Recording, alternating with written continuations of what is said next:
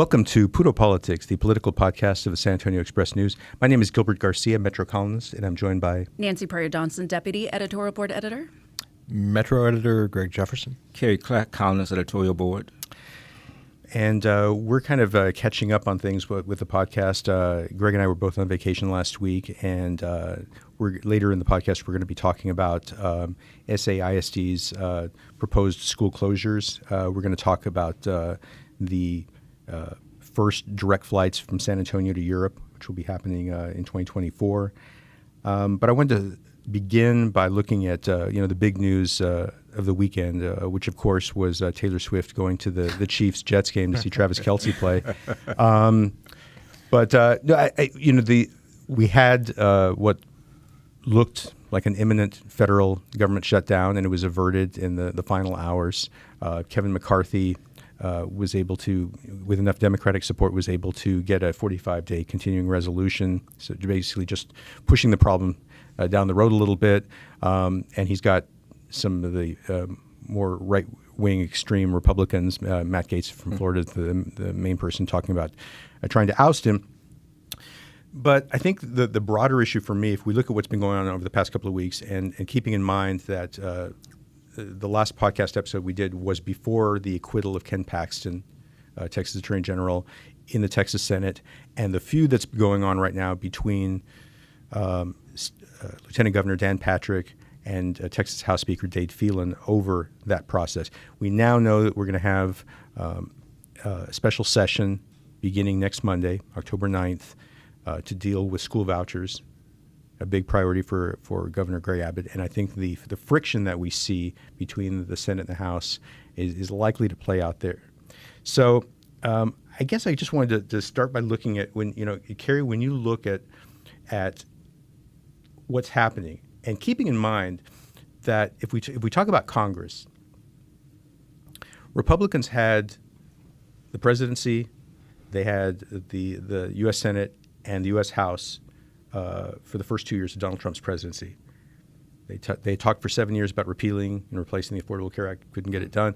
So many things that they talked about doing. They got a big tax cut, but basically got very little done in that 2-year period.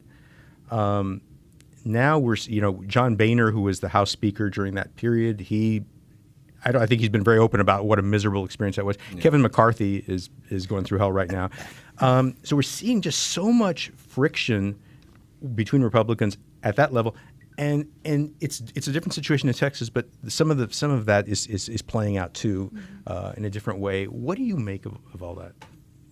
Well, it's fascinating because whether it's Texas or Congress, it's the interparty fight, between the fringe and the more moderate to conservative. Of course, difference is that in Texas, the fringe is in control of the entire state government, and right. And of course, Dan Patrick is in no danger of losing his office, which isn't the same for McCarthy because right. of the threat by Gaetz to make the motion to vacate. He's going to do it. It's just a matter of what the response will be. Will they choose an up or down vote? Will they make it a procedural vote and delay it for a while? But this is a really fascinating week where we could, potentially we could have the Speaker of the House voted out by his own party. And the strange thing is, Matt Gaetz is one of, there are about 20 Republicans in the U.S. House who really didn't want McCarthy, and he made a lot of promises that he's struggling to keep now. And one of those promises was to allow just one member to be able to make a motion to vacate, right. Whereas before you had to have the majority of a party. Yeah. So it's if it happens, it's. We already know what a tremendously weak. I sound like Trump. What a weak leader, what a weak politician man he is. But to have set in motion the process where he's going to lose his seat, where he really has sold his soul for over the years. This is the weird thing, too. Matt Gaetz and the others on the Republican fringe, one of the things that they've disliked about McCarthy is that he's been willing to work with Democrats on some of these issues. And now Gaetz is actually, I think, looking to get Democratic support because he's going to, he could only oust McCarthy with Democratic support. So now he's trying, and Democrats are looking back on this and thinking, well, we could probably do worse than McCarthy. At the same time, part of this, and I think this is a big part of what we're seeing with Republicans, federal and state level, the pandering that happens. Because Kevin McCarthy, in order to keep Republicans happy, or the people on the fringe, he had promised that an impeachment process against Joe Biden would only begin with the support of a majority of the members of the House, and then he turned around weeks later and unilaterally did it, thinking if I appease the people on the fringe, if I appease Lauren Boebert and Matt Gaetz and some of these people and give them that, they'll cut me some slack on other things. He shouldn't have made that deal. He shouldn't have made that deal. It was ridiculous. I mean, to carry on with the theme of Trump, our favorite president here, it was a bigly mistake. I mean, you don't make a deal with them. You don't make a deal, and that deal it's tremendously bigly mistake. And it just, the dysfunction is so much that, I mean, they're undoing even the little bit that they can do. Yeah. So and the thing is, this is nothing new. It's just a more exaggerated version of what John Boehner faced as Speaker. Yeah. I mean, you'll recall he talked about segments of his own caucus as legislative terrorists. Yeah. It's only gotten worse. It's only more tribal now than it was then. So, I mean, add to the, look at Kevin McCarthy. He was not, you would never have thought of him before as a statesman. Not the strongest politician you're ever going to come across. And then add in all of the institutional weaknesses he had to agree to just in order to ascend to the speakership. Sure. I mean, this was inevitable. Like, that it seems like the caucus is maybe ungovernable. If it's not McCarthy, who is, it's really a chaos. Yeah, that's where I was going to go. If they should oust him this week, then you had this process of, I mean, at least with McCarthy, we knew who the leader was going into the January vote. Mm-hmm. And you saw all these other potential, Brian Donald and Jim Jordan who got no votes. Mm-hmm. I mean, there's nobody out there. Mm-hmm. And we're in a scenario, and it's really possible where government will be hamstrung because as we try to vote for find out someone who's going to be a speaker, because you'll have the speaker, pro tempore, but he's not in the succession of power. I mean, we're talking about it. It's kind of funny in a way, but if this should happen the way he's ousted, what happened in January with the 15 rounds of the votes, this could go on for weeks, some months, and because obviously the Republicans aren't going to go for Hakeem Jeffries. Yeah. And there's no one who on the Republican side you can see Democrats agreeing on. There's no moderate. That's a good point. Who the fringe would agree with, which is why McCarthy is in the position he's in right now. And keep in mind that I mean, one of the big things that right flank of the Republican Party is unhappy with McCarthy about, and maybe they were skeptical about him to begin with, is the issue of spending and federal deficits. I mean, the border is also certainly a big issue, but a lot of it is about deficits. And when Donald Trump was president and had the Senate and the House under Republican control, the deficit exploded. Yeah. I mean, it went way up, and there were no real serious complaints coming from the Republican caucus at that time. And so it's really been a strange thing to watch that they've regained their fervor on when it comes to deficit spending. But this is really, as Greg pointed out when we talked about, he mentioned Boehner, is that this is really a continuation and an escalation of what we've seen since the Tea Party movement happened in 2009. We had the big 2010 Tea Party election. And I often, I think I've mentioned on this podcast, I often recommend a book that Robert Draper wrote when the Tea Party came to town.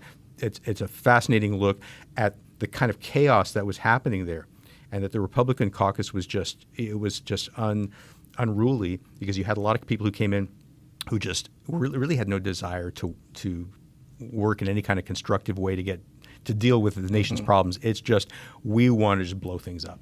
And I just wonder if, this dysfunction, I think when it first happened that they averted the budget there, and they avoided that they avoided shutting down the government. The first thing that Kerry said via text as we were comparing notes there was, it's going to happen, it could happen again in Thanksgiving, just in time for Thanksgiving. Absolutely. And I just wonder, are Americans, are they paying attention? I know it's our job to pay attention here, but are they paying attention to the back and forth and really getting to the crux of what's happening here? Do they know what's really happening, or are they blindly paying attention to the wrong source of information? That's what worries me the most. One problem is when you have, I think today or yesterday, when you have I think it was the New York Times, had a headline they framed it as an example of government dysfunction. No, this isn't government dysfunction. This is one party's dysfunction. That's right. I mean, every shutdown has been because that headline was misleading. Yeah, New York Times was at a lot. The both sides of it. I mean, McCarthy could not get his caucus to agree on anything. They had the majority, but he couldn't get them to agree. So he had to go to Democrats and say, let's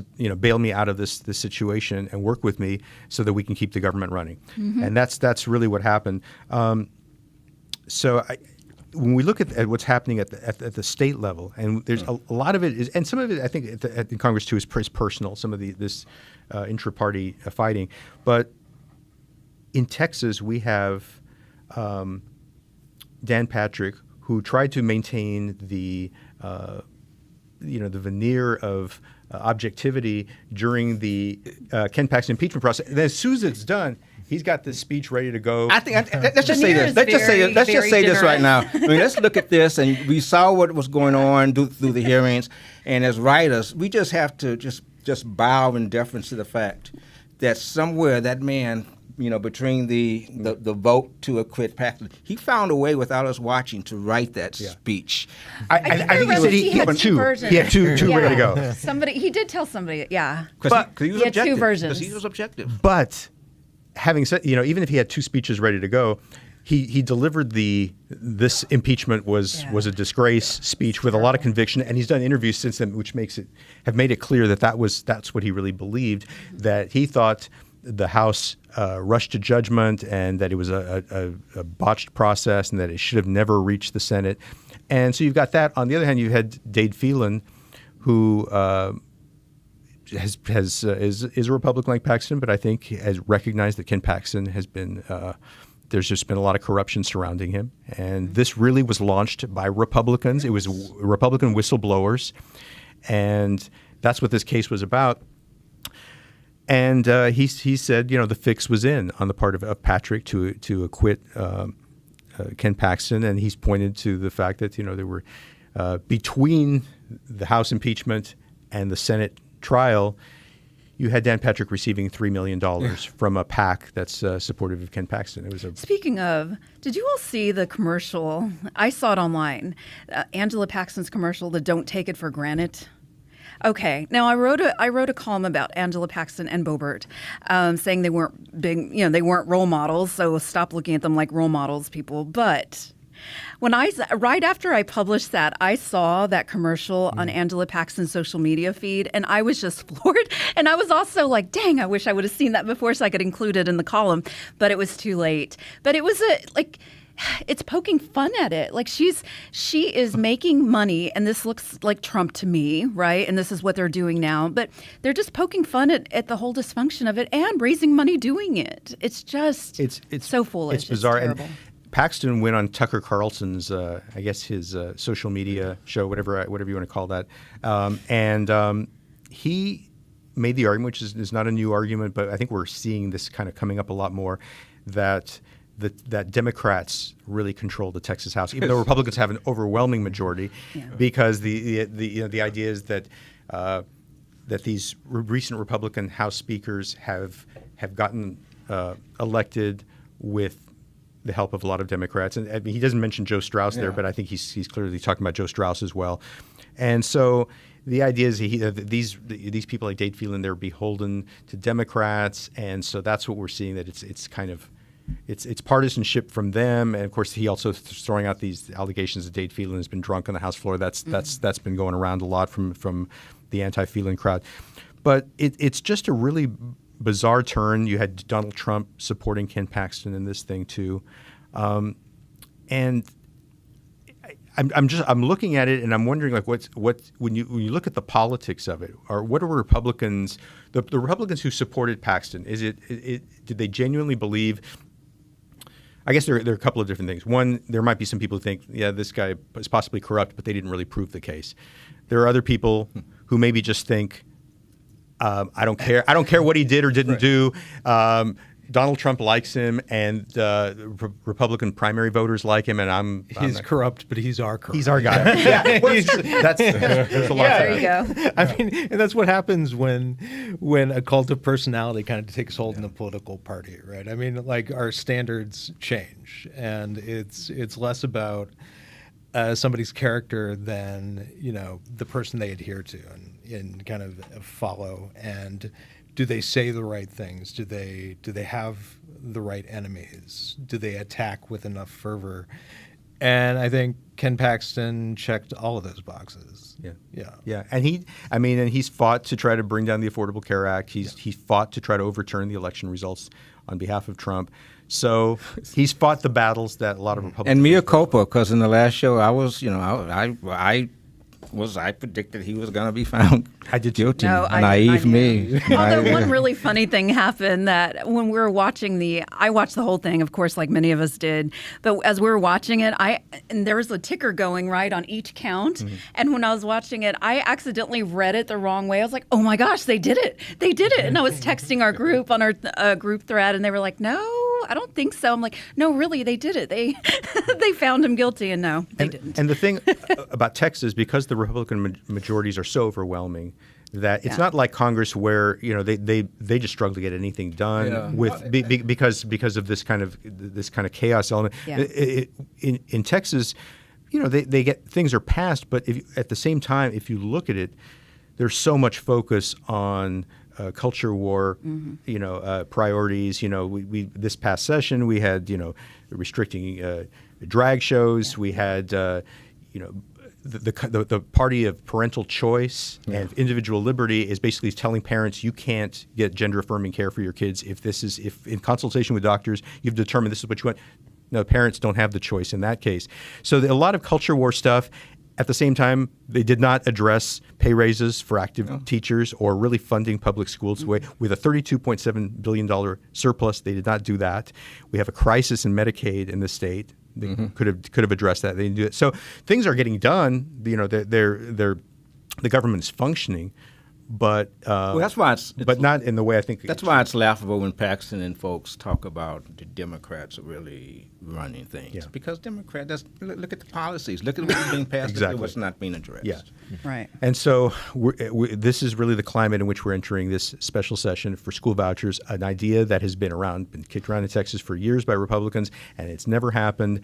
And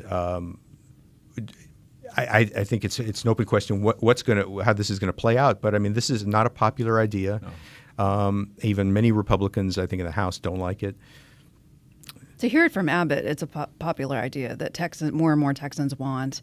And I know he did share a survey not too long ago that said, more Texans want this. But I don't see it. I don't think that they really realize what vouchers do and what they can do to public schools that already are underfunded, like you said.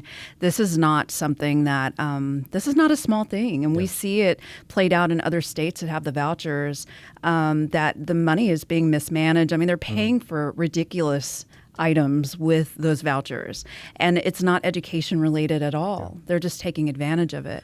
So these public schools can't afford to lose more funding because more students go to private charter schools. And the whole narrative about indoctrination and schools and how, parent choice, of course there's parent choice at schools. There's never been as many magnet or charter schools available ever in our history. I mean, if you ask people, do you like the idea of school choice as a broad concept? Sure. Right. But when we're talking about taking public money, siphoning that public taxpayer money and moving it to private schools and out of public schools. Right. That's when it gets there, especially in rural areas where the public school is the key to everything in that community.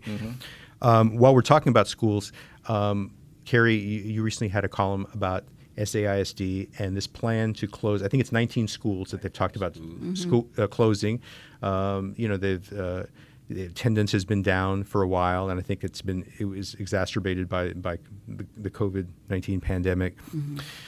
And so, I mean, it's a difficult fiscal situation, as we mentioned. You know, the state is not really funding public education the way it should. So it's not an easy situation. But you talked about just the history behind it, and you know, I mean, this is an emotional issue for people. It's a very difficult issue for Jalen McKee Rodriguez, District 2 councilman, had a social media post over the weekend pointing out that, you know, the majority of these are happening in his district, you know, on the east side. So, you know, what are your thoughts as this is going forward? Yeah, and you understand why it has to happen. It's inevitable. It makes sense, although there's some question of just, you know, does a specific school have, should that be one, or how many? But you also understand the emotions of the parents and the teachers, because I mean, a school defines a neighborhood informs a school. You can tell the history of a neighborhood through a school. You know, all five schools that I went to from kindergarten through high school are now closed. Oh my God. So just watch out, SAC, University of Houston, and St. Mary's University. But and those were all on the east side and within less than a mile, with St. George High School being the most recent. Mm-hmm. So I've used the analogy before, and it sounds a bit too much, but I think there is a similarity to when your school closes. It's like a death in the family. Mm-hmm. Except not as often, unless you're as old as me and you have 5 schools that you went to closed. So it's understandable. And I think it's also, it could have been done, they could have announced in a different way. I know there are meetings going on in my neighborhood, like at Douglas Elementary, where the other night there was a meeting and parents were summoned, and we weren't quite sure why. There are some meetings this week, I think. Yeah. So it's you understand why it has to happen, but it doesn't take away from the emotional toll of having a school that has been, it's been 60, 70, 80, 100 years old, just suddenly closing. Yeah, your column was really well done and really, put forth the emotion of what's happening with these decisions. I think it was it needed to be said, and it's something that the community members say often, especially the parents. When you go to those meetings and you hear what they say, it's really emotional, and it's understandable as well. I think the reality, though, the hard reality is that communities and parents have decided against these schools for a while now. Mm-hmm. And it's been happening and people not really realizing it, right? The community hasn't really realized it because as it happens at one student at a time, their parents decide, no, we're going to send them to this other school, or we're going to put them in this charter school, or we're going to move out of this area because we can't afford the housing that's there. I live downtown right now in an apartment. It's really expensive. We're going to move away soon. We are going to move away soon. It's not a smart investment. But the pricing of downtown and even east side now with the gentrified areas, and even it's spreading into west side, as we all know, south side even. The rents, the apartments and the housing rents are really up, and they can't afford it. So when they move out of the community as well, those are no longer the neighborhood schools that they once were. And as sad as that is, these are the communities and the housing and the funding, yes, state funding too, that all affects us, and they've all turned their backs on SAISD. I want to get your thoughts, Nancy, because you have so much experience, in the education system, and I think the plan now is for the trustees, the school board, to vote November 13th on this. There has been a movement among some in the community who oppose this proposal. To maybe have a public vote on it. I don't know. I'm not sure that's I guess I want to get your thoughts on whether you think that makes sense to do it that way. No, again, it's emotionally charged, and rightfully so, right? And I can't imagine, Carrie, like 5 of your schools closing. I can't imagine how that would feel. None of my schools have closed. I'm from a tiny, poor South Texas town, right, Mathis. I can't imagine how that would feel. But as far as the public vote, like they already voted on the trustees. So they have put their vote and their faith into those people to be to represent them. And so they need to voice. And I do see that the trustees, like when they first announced all the schools on that one meeting, I did see the trustees speaking up for their constituents. So you did hear different versions of how they felt, and I think they felt they did a really good job of trying to represent what their constituents are telling them, and then what they're hearing at the meetings as well. And again, at all those community meetings, and they're having quite a few of them, they have, the community has a lot of time to go forth and say how they feel, and the school district can still make some changes. So that plan that they first announced is not the final plan. We'll see what they decide, right? Yeah. But Dr. Hymak, did say that there could be some changes based on what the community and the trustees said. And so it kind of just depends. I mean, if they made a better plan, they are going to have to cut then other schools probably, because the bottom line is that they need the funding, because when they have, the thing that blew my mind is when Hymak, the superintendent of SAISD, came to our editorial board, right? This is a while back. And when he first told us this was going to happen, this is before it was made public, he came and told us. And the thing that blew my mind is when he explained that in some classrooms, you have some teacher. Now, I used to be a teacher, so you had some teachers teaching first grade, second grade, third grade in one classroom. I can't imagine as a teacher, how can you do a good job and teach when you're trying to make all those different lessons and make it work? Yeah. It's impossible. And it does come down to equity. So I hope, and I know it's going to be really painful for them. My heart goes out to the community members and the people who their schools closing, right? And those parents and students. Some cry when they talk about it in public comment. And I understand, but I just hope that it makes SAISD a better opportunity for the students that are there, because they are getting left behind. And then the students that are going to the magnet schools and the charter schools and all these things, they're doing better than the kids that stay at SAISD. And then more and more kids are going to leave the district.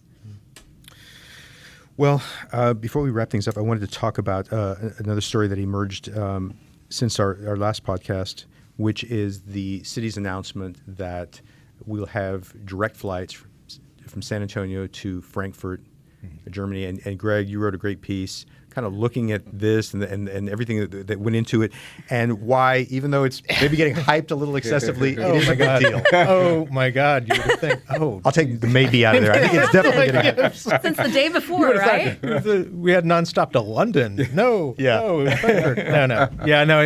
In typical city fashion, the announcement was way overblown. You would think that, we've been remade as a city. Yeah. True. It was very over the top. The announcement was, but the news itself is actually pretty significant. It's one of those things where the city could have dialed it back and it still would have been kind of a big deal. This is San Antonio's first nonstop to Europe, and Frankfurt is a great destination. It's a great, ton of, there's a lot of pharmaceutical, IT, financial services. A lot of industries are packed in the Frankfurt area, but also it's a great, point of demarcation. It's of departure. Like you arrive there, it's just a short connecting flight to a bunch of commerce centers around Europe, Northern Europe. So it's a great get. But that's leavened by the fact that this is seasonal service. This is going to start in May of 2024. It'll run through September. So that will it be that way every year, maybe 3.5 months, 4 months? That's the thing. It's probably for the first 2 years of service, that'll be the case. And that, in the city's telling of it, that kind of they kind of mumbled that part of the news. Like, by the way, this is not Lufthansa. Fine print. Yeah, fine print. This is not Lufthansa, which is the major carrier out of Germany. This is Condor, which is like the fun airline. This is where holiday makers in Germany, that's the airline they take to get to Maldives and to the Caribbean and now to San Antonio. But that's the way this works. I've talked to several airline consultants who said, look, this is a big deal in that if San Antonio can show demand for this service, if they can keep those planes full, even during this kind of shortened seasonal offering, they could get year-round service as a result. Like if Condor determines after the first year or two, like, look, there is serious demand for overseas travel in San Antonio. We should consider doing this year-round. At that point, you get other nonstop destinations, perhaps from Condor. You have the interest of other international carriers. And suddenly you have a lot more what's known in the industry as connectivity, basically the ease of getting from one city to another. There are all kinds of economic benefits that go with that. I mean, it's all kind of, it's a little hazy. You can't say that, take Austin, for example. So Austin they've had nonstop to London since 2014. And the amount of foreign direct investment in Austin has risen kind of in tandem as the number of routes to Europe increased. Can you say that that's a result of having nonstop service to Amsterdam, Frankfurt, and London? You can't. It's not a one-for-one thing, but some of it has to do with that connectivity, that kind of investment in San Antonio or Austin businesses. The hope is you have something like that here. Like the more nonstop service you have overseas to Europe, and then once the runway at San Antonio International is lengthened as part of the expansion, you can have service to Asia. Then you have some real serious benefits from that. So, Greg, is there no chance then that, say, another airline would announce direct flights from San Antonio to London and somewhere else until this? No, I mean it's it could be no. That's not the case. I mean you could have another announcement at any point for nonstop service to London. I mean. So basically, both the city and you have two private sector groups, Greater SATX, which is our kind of regional economic development arm, and Visit San Antonio. They do marketing to convention planners and vacationers. They've made a priority of London and Frankfurt for overseas services. The city is going to be putting up $1.5 million in incentives to Condor. And Greater SATX and Visit SA, they've basically offered the airline what's called revenue. Basically, if enough tickets aren't purchased to fill those flights, so they'll make up the difference, so that Condor won't lose money on this route. They have that money set aside, and they have more available for other carriers. And they're actively in talks with other overseas carriers. So another announcement could be coming at some point soon. I was super disappointed to see that they're not, it's seasonal, and they're not including the Christmas season. Right. Because anytime I've heard about Germany on a personal travel, kind of idea there is that is the markets, the Christmas markets in Germany. I'm like, wait a minute, you can't catch a flight. Yeah. I mean, and you have to keep in mind, I mean, Condor, it's headquartered in Frankfurt. It is up and down a German airline. Their primary market is Germany, and vacationers, they have some amazing vacation time in Germany, in a lot of Europe, a lot more than we do, and they get out a lot more than we do. Sure. So actually, I mean, I think Condor's interest was in offering German vacationers a new destination. It's like, hey, try San Antonio, which kind of links up nicely with what Visit San Antonio is trying to do. They opened a London office about a year ago, just to kind of gin up interest in leisure travel to San Antonio. They'll be opening an office in Frankfurt. Basically, the city and these private sector groups, they're trying to establish San Antonio as kind of a global city. Good luck with that. We're not quite that. Yeah.